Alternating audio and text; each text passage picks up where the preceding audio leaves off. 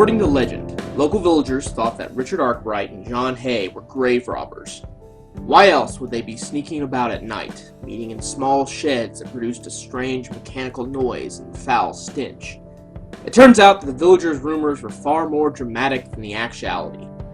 Arkwright and Hay were perfecting a machine to help with the production of thread from cotton, and were eager to keep their new invention a secret until they could spring it on the British Isles and make enough money to fill a swimming pool with gold coins, rather like Scrooge McDuck's vault. It was the invention of mechanized tools for weaving, such as a spinning jenny, that set the textile-crazy British on the path to a new revolution, a revolution of machines, money, steam, and class warfare. An industrial revolution that might read like the most boring bit of the most boring textbook ever, but was nevertheless important. As mills for cotton sprang up in the north of England, the whole concept of labor changed, and with it the skyline of the country. Smokestacks began to dot the English countryside as mills multiplied. These giant factories were workplaces where the workers no longer needed to be master artisans or weavers.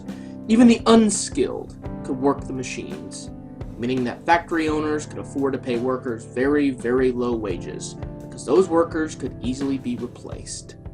Even better, they could employ children for pennies a day, and that day would itself be longer than anyone could stand. 14 hours of grueling labor in factories where the slightest spark could cause an explosion of the floating cotton particles in the air, and the mere act of breathing would fill your lungs with those same particles, making it harder and harder to breathe until the day came when you couldn't breathe at all. Canals crisscrossed the country, making it easier to move the materials, leading to more profits and thus more factories and mills. Britain's huge coal deposits led to a new form of energy, the steam engine.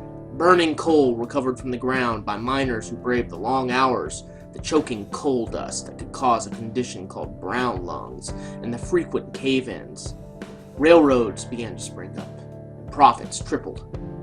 Of course, not everyone was greatly pleased by the transformation of the countryside into one belching smokestack, or the child labor, low wages, and dangerous conditions. Luddites were those who protested, often violently, sabotaging the great machines. These protests were often crushed by the government, swayed by the men with the massive profits, and the plight of the working man continued to grow worse. Many turned to alcoholism, escaping their jobs and their squalid tenement homes by spending hours in the taverns. Philosophers such as Karl Marx began to talk about the evils of capitalism, the drive for wealth, and the gap between the rich and the poor, and sought to replace the drive for wealth with the need to serve a classless society, a philosophy known as socialism. The revolution spread to the United States, where the Civil War spurred it on. Guns were needed and provided for in factories run by Samuel Colt, among others, with interchangeable parts instead of handcrafted pieces that could not easily be replaced. Railroads crossed the continent, bearing troops and supplies to distant battlefields. The manufacture of steel supplied the building material for a new age, and magnates such as Cornelius Vanderbilt, Andrew Carnegie, and John Rockefeller made money hand over fist. The gap between rich and poor grew, as did class hatred. Only tragedy led to reform.